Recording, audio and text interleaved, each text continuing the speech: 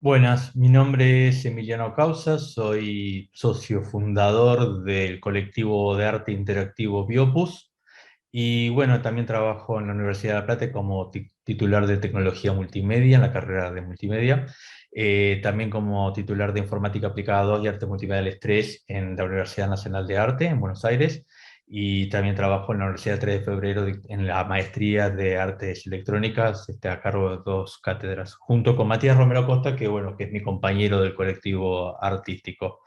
Dirijo el laboratorio MLab y coordino también junto a Matías el Media Lab del Centro Cultural de España de Buenos Aires. Bueno, más allá de esto, mi idea de hoy es hablar un poco acerca de la relación entre el arte, digamos, y la programación, particularmente en el arte interactivo que nosotros desarrollamos, que es un arte electrónico interactivo, con instalaciones interactivas particularmente, que es lo que nosotros nos dedicamos más a realizar. Cómo funciona el código, la generatividad y el algoritmo en las distintas instancias de la realización de obra. Así que bueno, les voy a compartir acá una presentación para ir mostrándoles un poco estos procesos, ¿no? Vamos a hablar de 3 obras que me interesa mostrarles, que, digamos, la primera que les voy a mostrar es una obra que se llama Ocedax, que es una instalación interactiva con una escultura de gran tamaño, es una escultura de 12 metros que representa como el esqueleto de una ballena, y esta escultura está mapeada, ¿no? Tiene proyecciones de videomapping con 6 proyectores, que lo que hacen es generar como una suerte de simulación de vida artificial que habita este esqueleto, ¿no?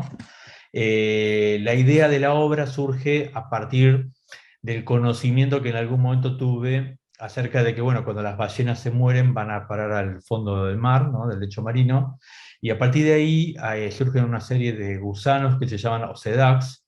Ocedax significa devoradores de hueso. Estos gusanos viven de, digamos, ir comiendo el cadáver de la ballena, y una vez que se acaba el cadáver, parece que tiran como sus esporas ahí al lecho marino, y estas esporas quedan dando vueltas hasta que encuentran un nuevo cadáver de ballena, y ahí se vuelve a recrear todo este ciclo de vida. Y a mí me pareció muy interesante, muy poético en algún lugar, el hecho de que un animal que muere puede dar vida a todo un ecosistema, ¿no? Y generar todo un ecosistema, ¿no? Que es como la muerte que trae nuevamente la vida.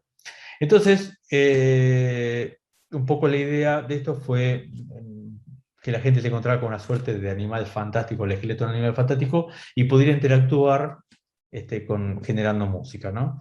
Entonces, les voy a mostrar acá uno de los videos de una de las presentaciones que se hizo en, ¿cómo se llama? En Bilbao, que fue uno de los lugares donde estuvo expuesto. 12 metros de longitud es lo que mide este esqueleto de ballena. Se llama Osedax y está habitado por criaturas virtuales. Es una instalación interactiva y la idea es que el público puede participar con estas criaturas. De esta forma, el público tiene la oportunidad de crear música a tiempo real y además jugar con el concepto de la vida. Con el concepto de que un ser que muere puede dar vida a otros, ¿no? Y transformarse en el hábitat de estos otros. Un poco la idea de la obra tiene que ver con justamente esto, ¿no? El público se encuentra con esta escultura y hay una serie de muñecos diseminados en el suelo donde la gente puede levantarlos, y cuando los pone sobre la forma y conecta partes que no están, digamos, que son inconexas dentro del esqueleto, ¿no? Como de distintas costillas, como vamos a ver ahora este chico que va a realizar, hay como una serie de criaturas virtuales que habitan el esqueleto, que son como esta especie de amebas o paramecias, no se sabe muy bien qué son, que acá representarían a los ócedas, aunque los ócedas no son así exactamente. Y entonces lo que sucede es que las criaturas pueden transitar de una forma a la otra, y estos intercambios de criaturas de un lugar a otro produce como toda una suerte de música electroacústica, una especie de sonomontaje de fondo, ¿no?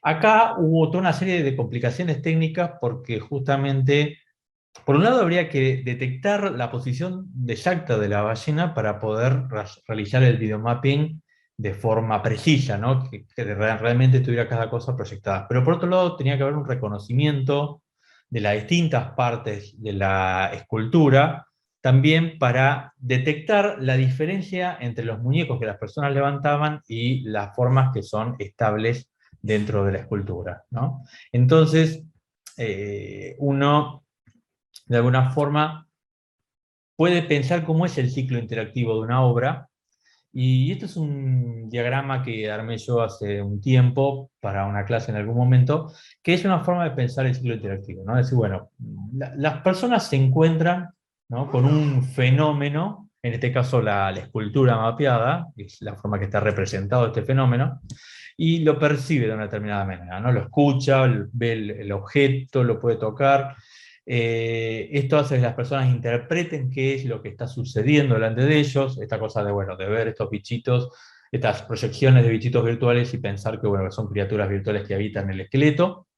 Y entonces, a partir de esta interpretación, realizan acciones como la de poner los muñecos delante. Esto es captado por algún sistema, ¿no? Esto es captado por alguna parte del sistema en el ciclo interactivo. En este caso había unas cámaras infrarrojas capaces de ver, digamos, la imagen de la ballena despojada de las proyecciones para que el sistema no se confunda. Por eso es infrarrojo el sistema, para que no entre en el espectro de la luz visible. Y sobre esta información se produce una suerte de análisis, por ejemplo en el caso de la ballena, que permite detectar lo que es las formas permanentes de las formas que agrega el público, y a partir de esto se simula un comportamiento X, en este caso las criaturas que se cruzan de un lugar al otro y todo lo que es el cambio de la música, y a partir de ahí se produce una representación, que en este caso es la música y el video mapping, ¿no? Entonces el algoritmo, dentro de este ciclo interactivo, participa en diferentes etapas. Por un lado, las etapas de captación y análisis, que hay una captación, digamos, de las formas claras de las oscuras.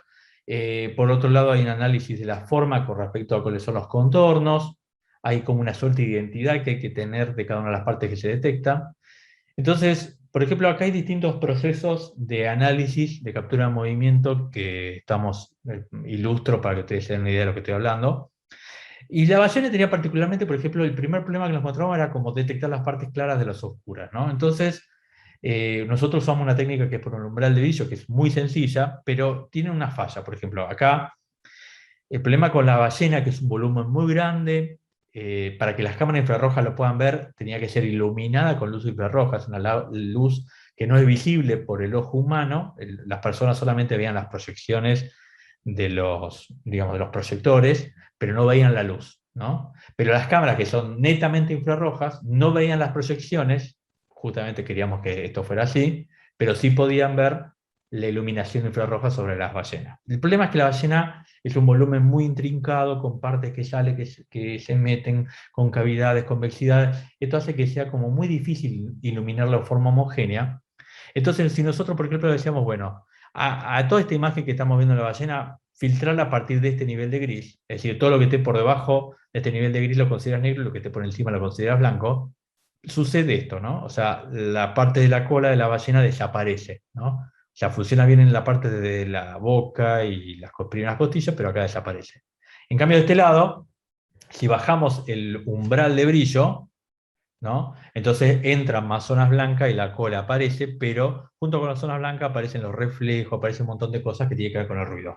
Entonces, lo que solucionamos en este caso fue armar como una suerte de umbral de brillo dinámico, que nosotros en la sala y en función de la iluminación que íbamos encontrando, pintábamos algunas zonas más de clara, otras cosas más oscuras, y esto nos permitía hacer que zonas subiluminadas, prestarle más atención, bajar el umbral de brillo, y zonas que estaban como demasiado iluminadas, bajarle, subir, es decir, subir mucho el umbral para que no entrara ruido, ¿no? Y entonces fíjense que ahora con este umbral de brillo dinámico, la ballena es captada bien. Esto era algo que hacíamos nosotros in situ, digamos, una vez montada e iluminada la ballena, y nos permitía corregir muchísimos problemas de la captura de movimiento, ¿no? También había una detección de los contornos, que era muy importante para sobre todo destacar lo que es el videomapping. Había, por otro lado, una diferenciación entre las partes permanentes y las partes, digamos, transitorias, por ejemplo, las cosas que la gente agregaba, ¿no? Y entonces, luego, en lo que era la parte de la construcción del comportamiento, bueno, hasta aparece toda la cuestión de la simulación de los agentes autónomos, estos bichitos que se movían, ¿no? Pero vamos a ver algunas cuestiones. Por ejemplo, yo les voy a mostrar ahora un poco cómo es la cocina de todo este proceso. Como nosotros trabajamos cada uno en nuestras casas y después muy a último momento nos reunimos por ahí en el taller, pero gran parte del proceso de la obra en realidad es mucha gente trabajando cada una de su casa. Y cuando digo mucha gente, les voy a mostrar que, bueno, que realmente participó mucha gente acá en OCEDAX, ¿no? Acá está, está toda la gente que participó. Toda esta gente primero estaba en sus casas y después en algún momento nos juntamos, pero ya en las etapas muy avanzadas de la obra, ¿no? Entonces vamos a lo que es la parte de la captura de movimiento. Sí les muestro algunos videos que yo les mandaba a Matías para explicarles cómo venía avanzando con lo que era el sistema de captación. Entonces, fíjense, acá voy explicándole a Matías lo que va pasando con esto, ¿no? Matías, mira qué hermosa pantallita de proceso me hice para poder ver todo el proceso en una sola pantalla lo que está pasando a nivel de captura. Perdón, el tono es muy de La confianza, imagen ¿no? de entrada, la imagen después de calibrarse, el integrador, que ahora hoy le metí el integrador, fíjate lo que tarda en acomodarse. Ahí está. El umbral dinámico y la búsqueda de contorno. Y acá abajo, porque sale desde esta imagen, la sustracción. Entonces acá se... Voy a detener un poco el video para explicar, digamos, ¿no? Acá está la imagen de entrada como ve la cámara. Y esta imagen calibrada es porque nosotros deformamos la captura de la cámara para que coincida con la proyección y entonces eso facilita que una vez detectadas las formas claras y oscuras, esa misma forma la podemos utilizar para el video mapping. ¿Bien?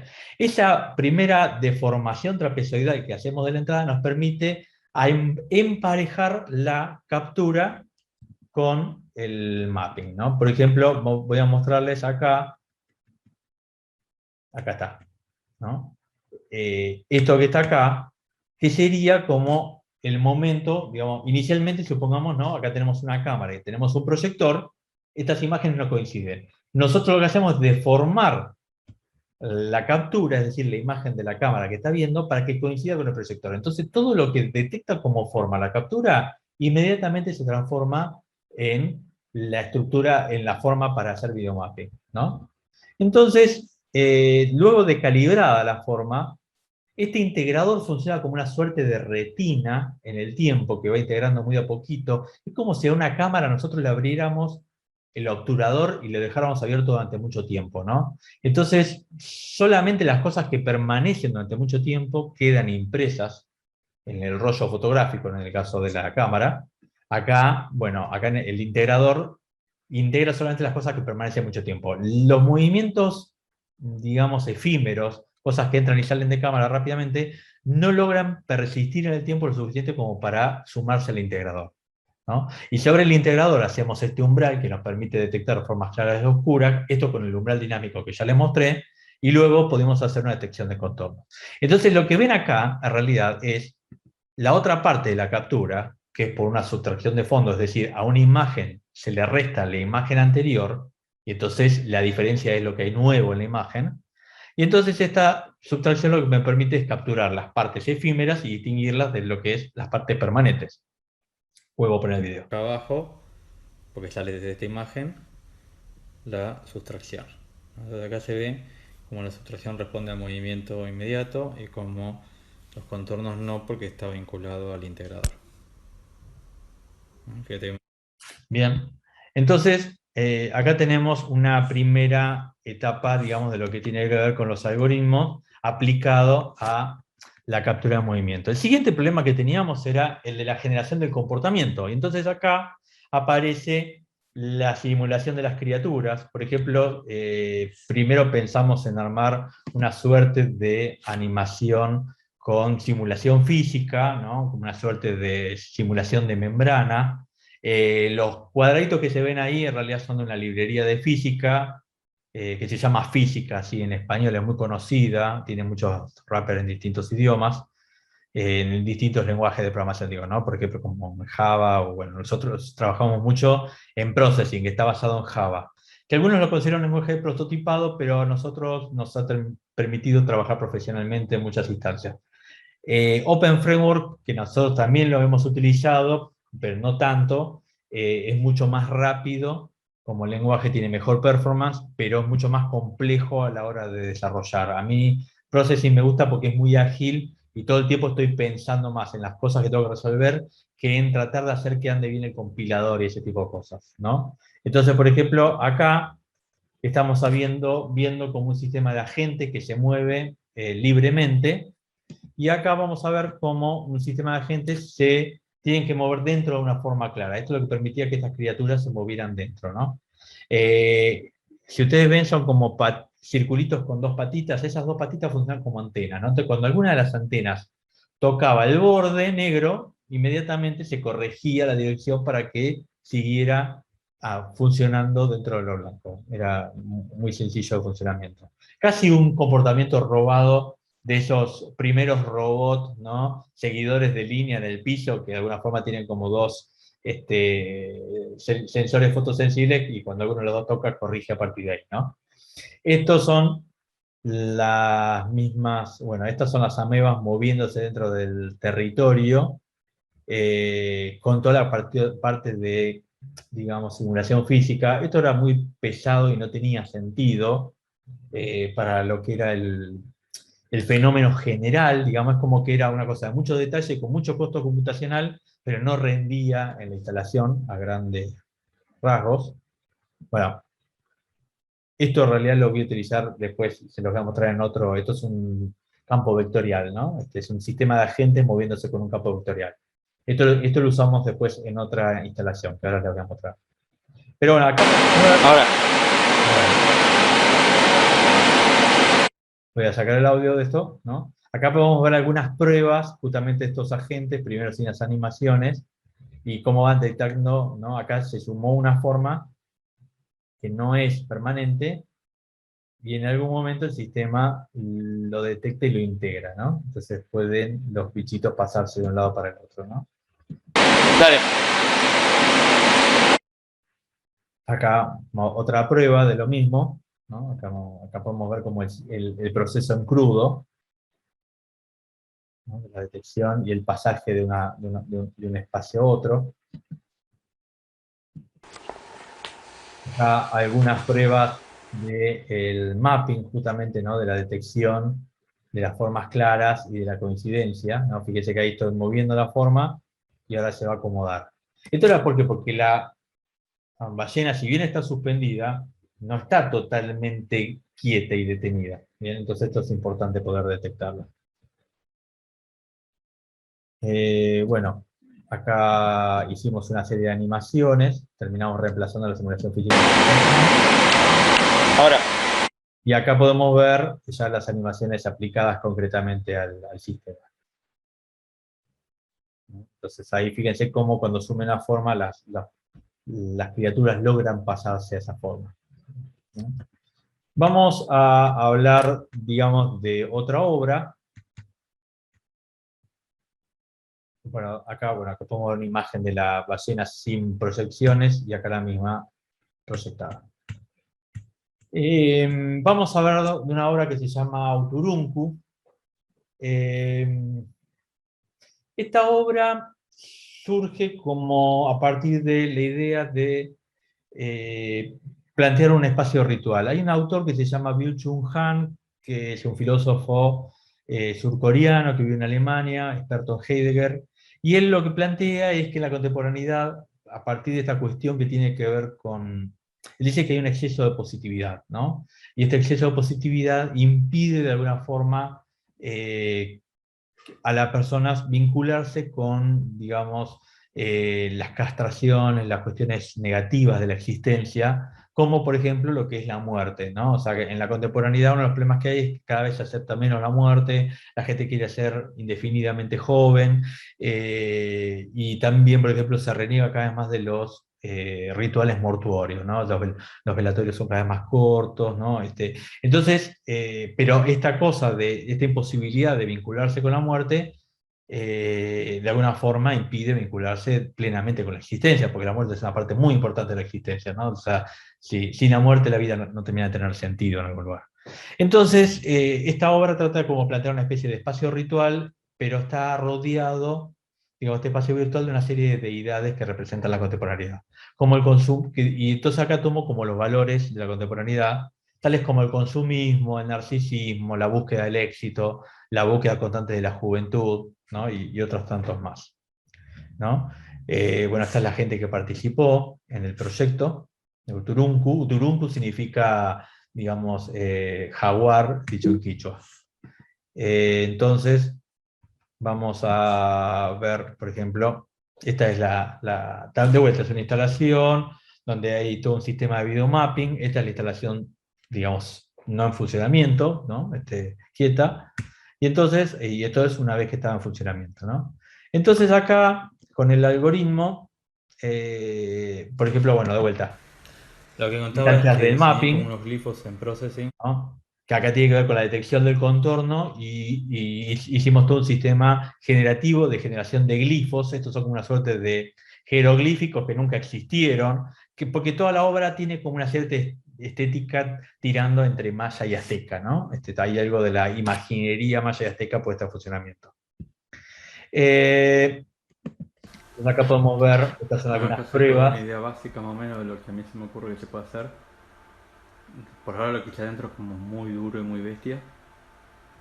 Entonces acá, si ustedes se fijan, Un hay segundo. justamente una detección de la forma con un sistema de captura. Acá se aplica como unos sistemas de agentes y estos glifos generativos, ¿no?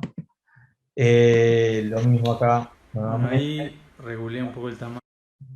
con otros tamaños de glifos. Otra vez, ¿no? El sistema de partículas, ¿no? Acá está aplicado justamente esto que les había mostrado, que era lo que era un sistema de agentes autónomos, como pequeños bichitos que se mueven por la pantalla, con un campo vectorial, ¿no? Que era este video que les había mostrado hoy, de este proceso, ¿no? Son pequeños como bichitos que se van moviendo, pero que se mueven sobre un territorio. Esto en este caso estaba combinado con el sistema de detección de bordes, ¿no? Entonces esto permitía hacer que la instalación funcionara. Vamos, por otro lado, a mostrarles, por ejemplo, un video de la obra para que se den una idea de lo que estamos hablando. Entonces vamos a ir lo que van a ver acá. La obra tenía, por un lado, la cabeza de jaguar en el centro, que funcionaba con video mapping y tenía como 7 proyectores puestos encima. Y por otro lado estaban los tótem, que eran interactivos, que no eran con mapping, sino que estaban iluminados con luces RGB, controlados por un protocolo que se llama TNX. Toda la instalación tiene una música tribal, y los tótem responden a los golpes del público.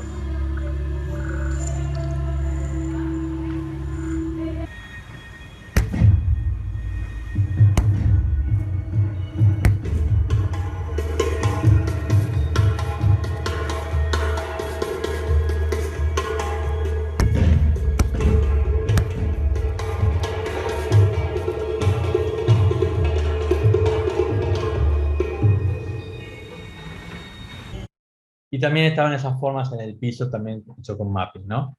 Entonces, por un lado, acá también uno de los problemas con los que nos encontramos es que ya cuando trabajas con 7 proyectores, digamos, iluminando una suerte de, ¿cómo se llama? Calavera, digamos, ¿no? El cráneo, perdón, de un jaguar. Este cráneo medía 6 metros, para que se midía el tamaño, ¿no? Empieza a aparecer toda una serie de complicaciones respecto de dónde ubicar los proyectores. Entonces, de hecho, nos hicimos nuestro propio software para, digamos, ir ubicando dónde van los proyectores, ¿no? Ahí el cráneo de jaguar está representado con esa esfera en el centro, y los cilindros representan los tótems, ¿no? Porque el tema era cómo hacer para proyectar las distintas partes del cráneo y que no queden ocluidas justamente por ¿cómo se llama?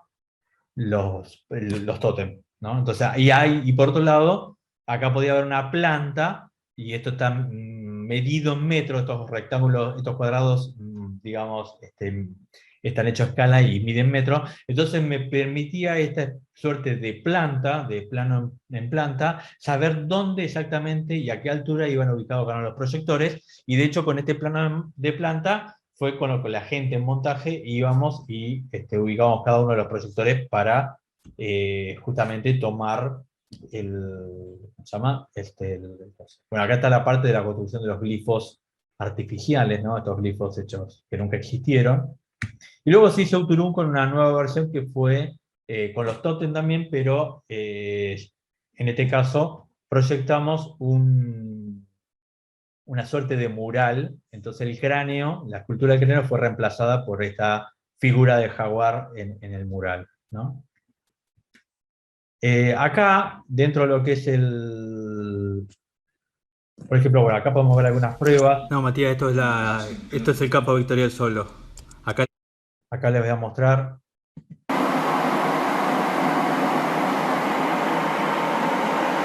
Estas son las esculturas de los tótems, ¿no? Con las primeras pruebas, con la iluminación RGB controlada.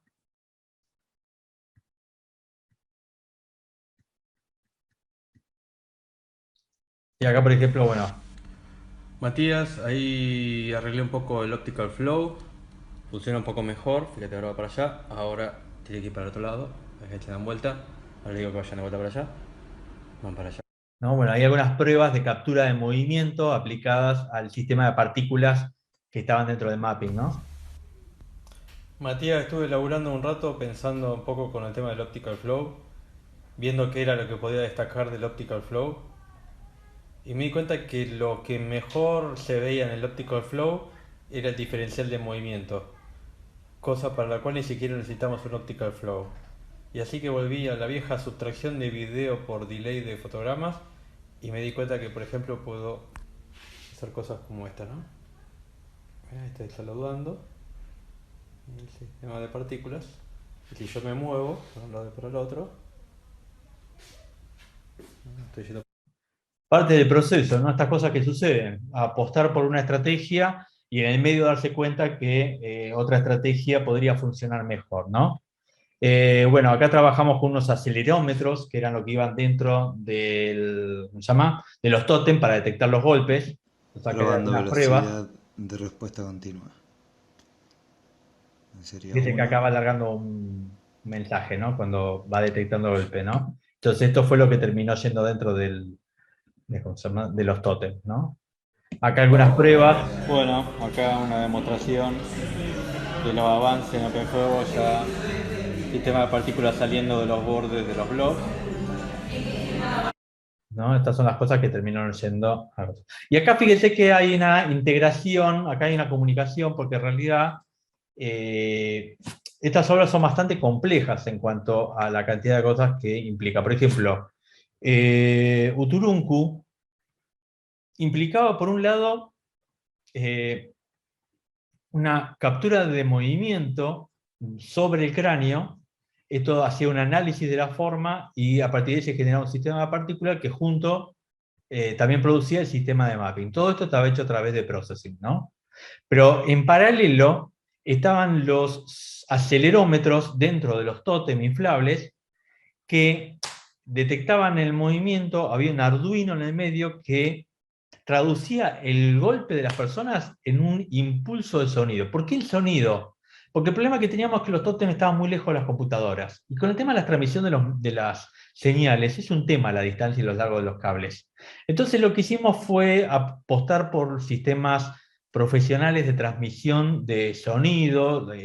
Los sonidos tienen ya todo esto muy estudiado, porque, bueno, porque requieren, por ejemplo, tener el micrófono del cantante como a, no sé, 30, 40, 50 metros de la consola de sonido, ¿no? Entonces hay una serie de cables con unos aparatos que hacen la señal que sea balanceada y permite transmitir lejos. Entonces decidimos aprovechar el sonido como sistema de transmisión. Entonces el Arduino, cuando recibía un golpe, el acelerómetro generaba un pulso sonoro, y esto lo recibíamos justamente con una consola, no con una sola, con una placa de sonido de múltiples entradas, como 8 entradas, y había un software desarrollado en Open Framework que detectaba estos ataques, y lo que hacía era en función del tipo de ataque que recibía, tenía toda una serie de patrones musicales, rítmicos, de un montón de lugares del mundo, de que sonaba como a cosas tribales entre árabes, africanas,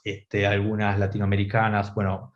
Y lo que hacía era, en función de los golpes que recibía, buscaba el ritmo que más se adaptaba a lo que el público había hecho, ¿no? Y entonces, esta detección que se hacía en Open Framework terminaba ejecutando líneas rítmicas programadas en Ableton Live, ¿no? Esto, digamos, se transmitía vía MIDI y luego se producía, digamos, se transmitía a un sistema octofónico de sonido. Por otro lado, este mismo software en Open Framework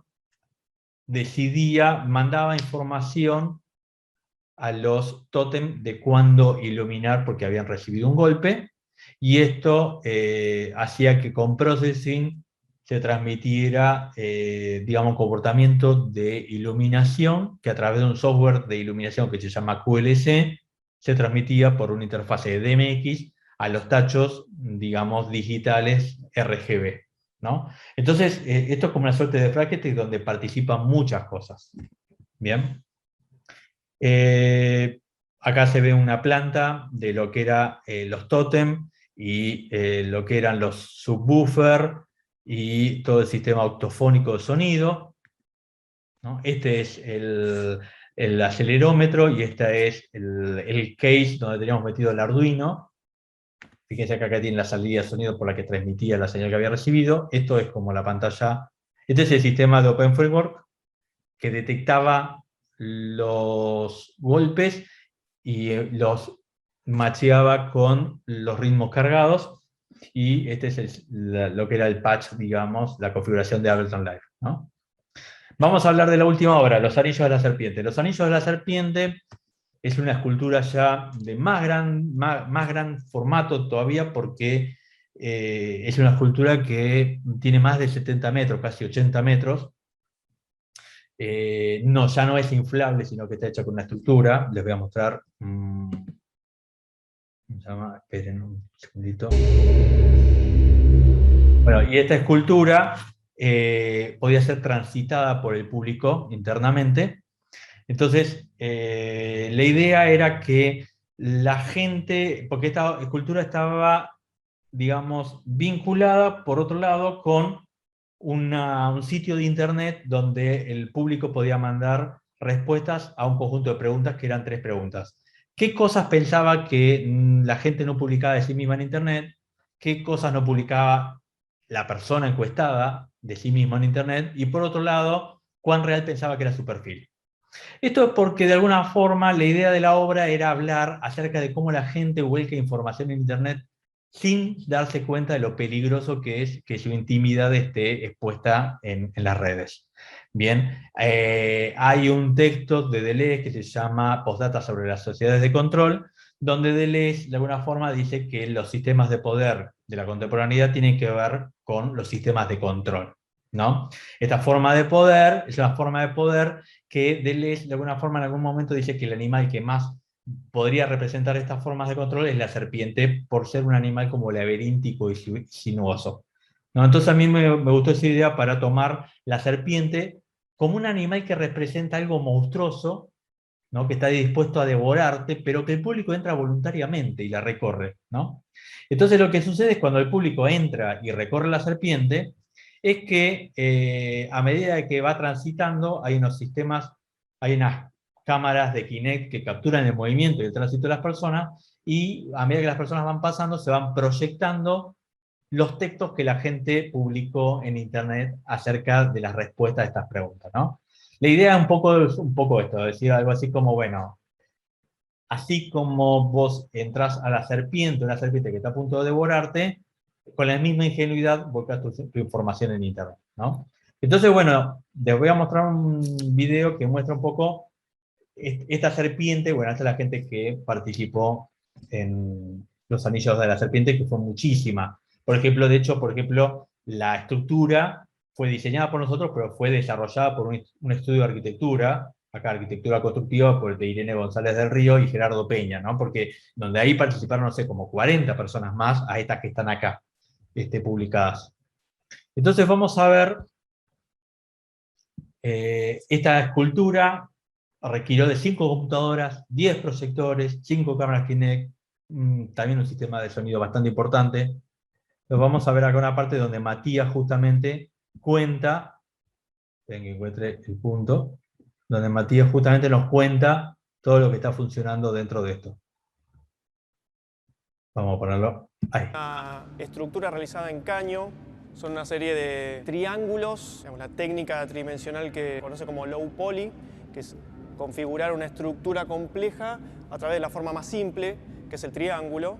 Sería como una especie de pixelado o baja resolución en una estructura tridimensional. Toda la estructura mide aproximadamente 70 metros de largo en todo su recorrido, desde la cabeza hasta la cola. Tiene un sistema de iluminación controlado por luces LED, que se pueden ver a los costados, que está controlado todo a través del sistema de MX por las computadoras, que después vamos a ver. El sistema y la serpiente nos puede censar. Hay un sistema de sensores ópticos tridimensionales que registran la profundidad y van censando la presencia de la gente dentro de la serpiente. Ese pasaje, ese censado, es representado por el cambio en los triángulos, en las proyecciones, que se van moviendo en función del paso de la gente. El mapping, hecho desde fuera de la serpiente por 10 proyectores, están registrados con la estructura, como habíamos dicho, y a su vez están proyectando los textos que la gente fue cargando en el sitio web, y se pueden leer esas frases dentro del mapping en cada uno de los triángulos. Son también esos triángulos que reaccionan cuando uno pasa y es censado por las cámaras tridimensionales. Ahí se ve cuando estamos pasando y reaccionan los triángulos. Parte del color de la serpiente tiene que ver con una serie de proyecciones en mapping. Hay todo alrededor de la estructura 10 proyectores que están enviando la imagen que está registrada, por ejemplo acá, en cada uno de los triángulos. Esto hay un sistema de mapping que nosotros desarrollamos para hacer el registro de toda la imagen sobre los triángulos. Acá tiene que ver con este registro del low poly, en una estructura simple donde cada uno de esos planos de triángulos es mapeado individualmente. Este es el sistema de control de la obra, controlado por 5 máquinas puestas en red. A su vez, esta máquina también tiene el sistema central de control de luces. Ahí se ven las animaciones y el control de toda la serie de 32 luces LED y las animaciones que representan en cada uno de los puntos ingresados por las luces. En esta pantalla podemos ver cada uno de los módulos a los que le está hablando el sistema central y el estado en que se encuentra todo el sistema completo y la representación de las 32 luces en su estado de color, que se puede ver en el fondo en este momento, que es esta misma representación de color en la que está controlando el DMX de la serpiente, y su estado en cada una de las partes. Acá tenemos el control de las animaciones que van apareciendo a lo largo de la obra. Por ejemplo, una de las explosiones, que se ve representado allá. El estado de reposo, de respiración, que es la modulación lenta de las luces. Otra de las explosiones. El barrido. Este es el sistema de sensado de la serpiente con las cámaras tridimensionales y ahí podemos ver que alguien está pasando y cómo es detectado a lo largo de todo el recorrido del pasillo por los sensores. Cada una de esas zonas es una especie de trigger o disparo que determina la posición de las personas a lo largo del recorrido. Este es el software que controla toda la parte del sonido en tiempo real, la parte del fondo, los triángulos, que son unos sonidos que reaccionan cuando la gente pasa por los sensores, tiene un feedback directo, las voces grabadas, que son voces que se grabaron enviadas a los mensajes de texto, como sonó recién, y las evoluciones, que pueden ser disparadas desde el sistema central, avisa cuándo ejecutar cada una de las evoluciones.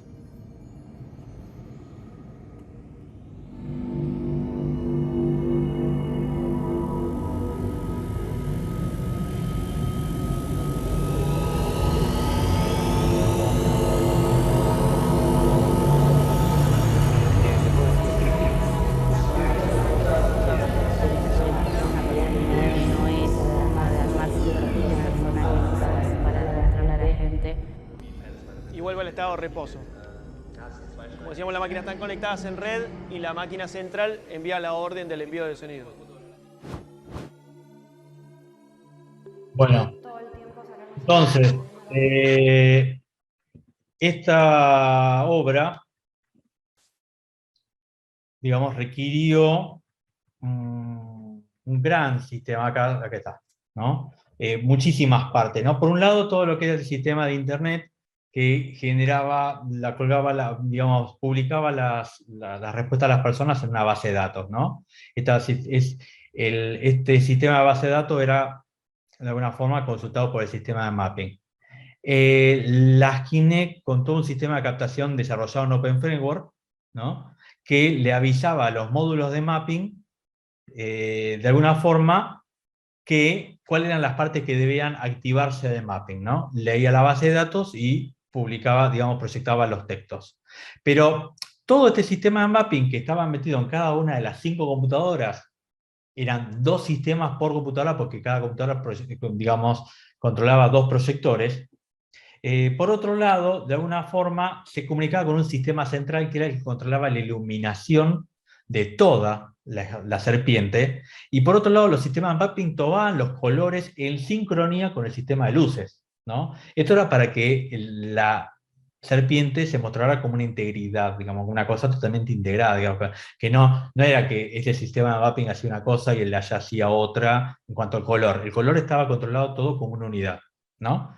Entonces había un sistema, el sistema de luces también desarrollado en Processing, que controlaba el color, controlaba las evoluciones de la integridad de la serpiente, y mandaba esa información por interfase de DMX al sistema de luces en QLC, que controlaba los 32 tachos de LED, digamos, RGB, y mandaba por OSC a su vez información a un sistema de sonido desarrollado en Pure Data, que, bueno, mandaba a un sistema de 4 canales en este caso, ¿no? De vuelta, como un Frankenstein de cosas funcionando, ¿no? Entonces, por ejemplo, les voy a mostrar algunas partes del proceso.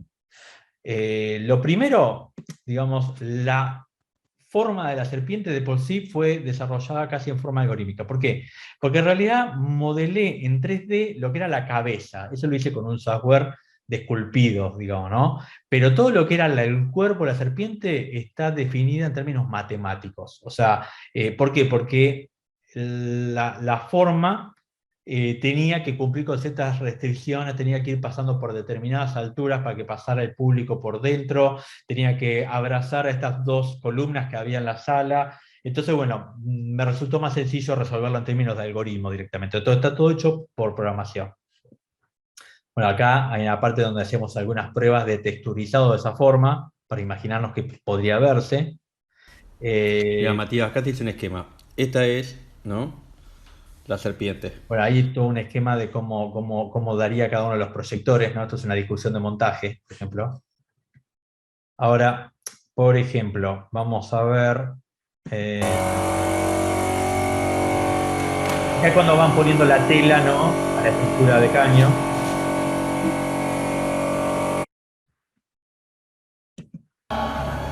¿No? La cabeza. Pero fíjense, esto es, por ejemplo, el sistema de luces que fue hecho en Processing, ¿no? Que lo pensamos todas las luces como una única animación. Sí, volviendo a lo de la... perdón. ¿No? Acá, Y entonces lo que le estaba diciendo es que si yo presiono T... el mismo sistema. Acá fíjense el sistema de luces. esa idea que despegue. Acá Matías hago una prueba con cosas intermitentes. Y acá el sistema de mapping. Este es el estado tranquilo. Todavía no hay la suficiente cantidad de triángulos activados para que voy a poner animación en los triángulos para que se vea la activación. Este es el estado tranquilo y acá activé como 4 rectángulos o 5 que yo le superé el umbral, entonces se activa de esta manera. Bien, acá otra prueba del sistema de luces. Probando luces acá, 10 tachos RGB.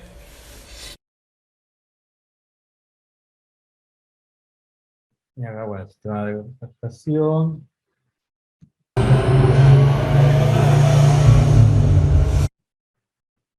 Bueno, Y en definitiva, un poco la idea de esto era mostrarles cómo el software interviene en las distintas etapas de la realización de la obra. Bueno, espero que les haya gustado. Nada, quedo a disposición de ustedes para cualquier consulta. Bueno, Emiliano, bienvenido a la JCC. Un placer tenerte acá, un placer ver toda esta flasheada cósmica, si se me permite decir, porque me imagino que el proceso de creación viene de una idea. Es una pregunta con la que me gustaría arrancar, digamos, que también la estuvimos viendo. ¿Cómo es el proceso de decir, bueno, tengo ganas de repente hacer una serpiente gigante en el medio de una habitación? Que un poco en el video lo fuiste comentando y me interesaría, además de detalles técnicos que es más a lo que va la jornada, ¿no? Pero está como muy presente la cuestión de la muerte dentro de todo este aspecto y me interesaría saber cuál es ese motor, de dónde vino. Pero eso lo podemos dejar un poco más para el final y enfocarnos más en lo de la jornada. Por ejemplo, bueno, me gustaría que arranques con eso, la idea. ¿Cómo proyectás la idea? ¿Cómo se genera? ¿Cuál es este proceso? Mira, nosotros hacemos arte interactivo. Dentro de lo que es arte con nuevas tecnologías es arte interactivo. Y el arte interactivo tiene como mucha relación, desde mi punto de vista, con algo de lo teatral en cuanto a la puesta del cuerpo en la cosa. En este caso, la puesta del cuerpo del público. Entonces, muchas de las cosas que surgen entre la relación, por un lado, de algún disparador, una idea. Por ejemplo, en el caso de la serpiente, el disparador era pensar en las redes, en qué significan las redes sociales para nuestra cultura y para nuestra sociedad, ¿no? Y entonces, bueno, y un poco a partir de ese disparador, también pensar qué es lo que haría el público con su cuerpo en la obra, ¿no? Es como que se juntan esas dos cuestiones. Entonces, a partir de este diálogo entre estas dos ideas, surge esta cosa de decir, bueno, nosotros venimos, por un lado, haciendo como esculturas gigantes de animales, ¿no? Hay como una cosa media fetiche que tenemos ya de ir para ese lado. Entonces un poco surge esta idea de, y si pensamos en la serpiente y hacemos una serpiente gigante que se devora el público, ¿no? Entonces un poco a partir de ahí empiezan como a surgir esta cosa, ¿no? O en la obra de la ballena decimos, bueno, y si la gente se encuentra con este cadáver gigante de la ballena y puede recrear la vida sobre el cadáver, o sea, son disparadores de ese tipo de, ¿qué podría hacer el público en la obra? ¿No? ¿Dónde puede participar? Y lo tratábamos de armar como una imagen de la cosa. O sea, yo, lo primero que cuando pensé en la serpiente, lo primero que me imaginé es cómo sería el impacto visual de una persona entrando a una sala donde hay una serpiente de 80 metros. Era muy fuerte, digo, yo te puedo traer el video, y el video es una cosa, pero tenerla enfrente y entrar y ver un bicharraco que la cabeza sola mide 6 metros. Me imagino, además, la inmersión que te genera el sonido, el volumen, las luces. Totalmente. Te mete en un trance muy especial, la música es muy fuerte, mucha luz, o sea, 10 proyectores más 32 tachos de RGB, son muchísimos lúmenes, ¿no? Aparte son proyectores de 5.000 a 10.000 lúmenes, no son de los comunes, digamos. Entonces, hay una cantidad de estímulo visual y sonoro muy fuerte que ya psicológicamente te mete como en otro estado. Y eso es muy interesante como fenómeno. Buenísimo, creo que quedó muy bien respondida esta pregunta. Ahora, desde la parte más técnica nos interesaría saber, algo comentaste respecto a las tecnologías y los lenguajes, pero por ahí cómo se da esa búsqueda de decir, bueno, para este proyecto a lo mejor nos conviene tal producto, tal tecnología. Mirá, lo que nosotros hacemos en SIT siempre requiere como de la mixtura de muchas tecnologías diferentes. ¿Por qué? Porque cada tecnología tiene como cosas muy específicas que resuelven muy bien y otras que no tanto. Y si bien uno podría hacer un esfuerzo superlativo por ahí forzar una sola tecnología que resuelva todo, no tiene como mucho sentido, digamos, es como un desgaste innecesario cuando por ahí es mejor ir vinculando distintas cosas que también aparte facilita el trabajo grupal, ¿no? Porque de pronto decís, bueno, a ver, vos haces el sistema de luces, yo hago la parte de mapping y después yo te voy a mandar por el protocolo de comunicación OSC la información del color para que tu sistema responda. Entonces también tiene que ver un poco con eso. Pero las tecnologías muchas veces son elegidas también en función de cómo piensa cada uno. Por ejemplo, Processing es un lenguaje muy pensado como prototipado, bien, porque está basado en Java, esto tiene una máquina virtual en el medio y eso hace que no tenga la mejor performance. Mientras que OpenFlow, que es una librería en C++, tiene mucha mejor performance, ¿bien? Ahora, cuando yo estoy resolviendo, en Processing escribo 3 líneas de código y ya está todo andando. Y en OpenFlow estoy 2 horas lidiando con que no link edita porque no vinculó bien la librería, no sé qué. Entonces, ¿qué pasa? Yo utilizo mucho en términos más profesionales Processing, ¿no? Porque a mí me resulta más sentarme en el código como alto nivel, como empezar a pensar lo que quiero que haga y no si está leyendo el tipo de dato float o doble o no, lo que está fallando la función tal porque no sé qué, ¿se entiende? Y entonces, por ahí yo soy más de elegir Processing. Ahora, por ejemplo, muchas veces elegimos OpenFlow para todo lo que son los sistemas de captación de movimiento. ¿Por qué? Porque tiene mucha mejor performance, se lleva mejor con los dispositivos externos, o sea, vos conectás una Kinect y OpenFlow lo lee enseguida, lee casi cualquier cámara también muy rápidamente. Entonces, por ejemplo, OpenFlow lo elegimos mucho para hacer ese tipo de proceso más pesado. Ahora, lo que es la parte, por ejemplo, del comportamiento general de la obra y de construcción de la dinámica general de la obra, la programamos más en Processing, que es más sencillo programar, por ejemplo. Y suceden todas cosas así. Tenemos que disparar sonido, bueno, trabajamos con Ableton Live. Muchas decisiones, nosotros tratamos de trabajar todo con software open source y libre, y el software que no usamos libre lo pagamos, digamos, no craqueamos software. Como regla nuestra, ¿no? Entonces, por ejemplo, nos ha pasado de hacer una instalación que tenemos que hacer un mapping y la licencia de Resolume nos salía demasiado cara para lo que queríamos hacer y entonces hicimos todo el mapping con un software hecho por nosotros a medida con Open Framework, por ejemplo.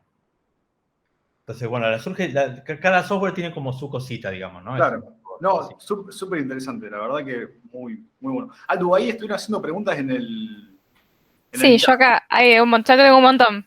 Por eso acá algo que tal vez es interesante, porque tal vez hay mucha gente que no lo sepa, pero para que comente, digamos, los espacios en los que te mueves. Acá preguntan, ¿podrías hablar de las carreras, cursos y espacios disponibles o que recomiendes para aprender sobre arte digital? Mirá, yo trabajo en 3 universidades por sí, donde yo soy titular de tecnología multimedia, digamos, ¿no? La Universidad de La Plata tiene la carrera de diseño multimedial, que bueno, que es una muy buena carrera de grado. Yo trabajo también en informática aplicados y artes multimediales 3 en la UNA, en la Universidad Nacional de las Artes, que también tiene un departamento, una carrera de multimedia. Y después está la maestría de artes electrónicas de la Universidad de 3 de Febrero, donde también soy docente de otras 2 cátedras. Esas 3 universidades por sí son 3 referentes claros, digamos, de lo que tiene que ver con lo que es la multimedia en general. Después creo que en el país hay otras tantas, digamos, universidades más. Pero Argentina tenemos la suerte que tenemos muchísima oferta de carreras multimedia. Gratuitas aparte, no públicas. Es verdad, eso es importante decir que son públicas. Sí, tal cual. Eso es importante, por ejemplo, Argentina es como una suerte de polo de producción cultural multimedial, porque justamente hay una oferta de artistas muy grande, nuestra oferta a nivel cultural de productores, no de gestión cultural por parte del Estado, otro tipo de cuestiones, ¿no? Pero sí de cantidad de artistas, nuestra oferta es similar a la de Brasil y México, que son topes de Latinoamérica, y estamos muy cerca de España, justamente porque acá hay muchísima gente, mucha oferta de carrera. Entonces, mucha gente puede estudiar y de cualquier tipo de clase social porque son carreras públicas. Cosa que no pasa en la gran parte de Latinoamérica. Para mí quedó impecable esa pregunta. Ahora, hay una más que está buena. Dice, después de realizar las presentaciones, ¿qué hacen con las esculturas, con estas estructuras enormes que tienen tal magnitud? Bueno, la serpiente le hice un estudio de arquitectura, requirió 7 camiones para traerla y otros 7 para llevársela. Sí, fue como un delirio. No sé cuántos kilómetros de caño requirió, porque fueron kilómetros. Y nosotros no teníamos forma de guardar eso, aparte tampoco nos pertenecía en términos de estructura, fue reutilizado. La ballena sí, la ballena es inflable, entonces, y los tótem y todo lo demás es inflable, y lo tenemos todo guardado, digamos, como en un galponcito. Son obras que están más pensadas, por ejemplo, para poder trasladarlas en un avión, ¿no? Entonces, lo que tiene bueno lo inflable es que te permite ocupar mucho espacio de obra, ¿no? Metros cúbicos de obra, y después guardarlo en una valija, por ejemplo. Pero sí, es un problema el guardado de las obras. Tenemos muchas cosas tiradas por muchos lados. No, sí, es que es impresionante, digo, ahí en la video, la verdad que algo impresionante lo que se ve. Y bueno, Ya, si querés, para ir cerrando, que también para ver qué es lo que se viene a futuro, que ahí vi que por el chat ya lo estaba respondiendo, pero para que nos des detalles, la pregunta es, ¿ya hay ideas para nuevos proyectos? ¿Nos podés adelantar algo? Sí, estamos trabajando, bueno, yo ahora estoy justamente a punto de inaugurar una obra en el Museo de Ciencias Naturales de La Plata, que es una obra de arte generativo, genético, particularmente, que te permite, digamos, recorrer pinturas abstractas virtuales y cruzarlas genéticamente para obtener hijos. Y es una obra que está pensada para que evolucione con la participación del público durante más de un año, para después hacer una visualización de la evolución estética de esas obras, ¿no? Con un criterio de selección natural y toda esta cuestión. Y eso lo estamos por inaugurar la semana que viene, el fin de semana de la semana que viene va a estar puesta ahí. No es tan espectacular la obra en cuanto a que son 2 televisores con una captura de movimiento, pero sí en términos procesuales tiene como un trabajo bastante importante, ¿no? De algorítmico sobre todo. Son algoritmos genéticos aplicados al arte. Y después estamos con un proyecto de desarrollo de una escultura de una mantarraya, vinculado también un poco como a la cuestión religiosa, un poco por todas las cosas que pasó en la pandemia, con esto de la esperanza de la gente, ¿no? Freud habla de algo que se llama el sentimiento oceánico, que es como el sentimiento religioso que tiene de base el ser humano, por decirlo de una forma. Entonces, jugando con el significante del sentimiento oceánico, se nos ocurrió armar una suerte de mantarraya a Dios. Entonces, la idea es que el público escriba cómo se siente vinculada con el todo, con el universo, qué cosas le dan esperanza, de qué se agarra cuando aparece la desesperación, y esas imágenes son traducidas o van a ser traducidas en visuales, ¿no? Que van a ser proyectadas sobre esta mantarraya. Y a largo plazo nos gustaría que eso funcione en una pileta de natación, o sea, que el público esté dentro de la pileta, que es uno de los proyectos que tenemos.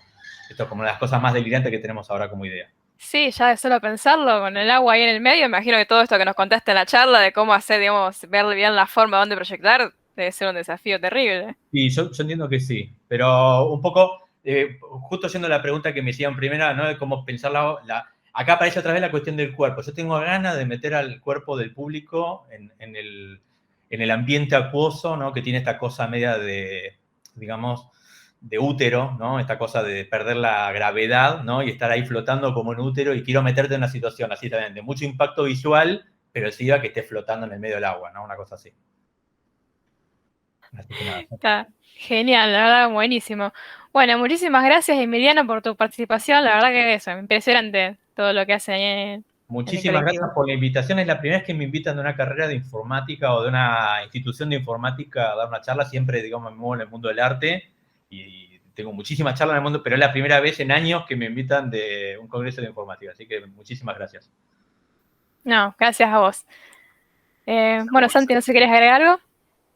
No, por ahí sí, también te invitamos al servidor de Discord, si hay gente que se ha quedado con más dudas, hay preguntas que han quedado en backup para responder, si tenés ganas, tiempo, y si la gente también quiere, puede acceder al canal de Discord, seguir hablando con él, seguir haciendo preguntas. Ahora vamos a seguir con otra charla, y me parece que está bien lo que estamos haciendo está bien.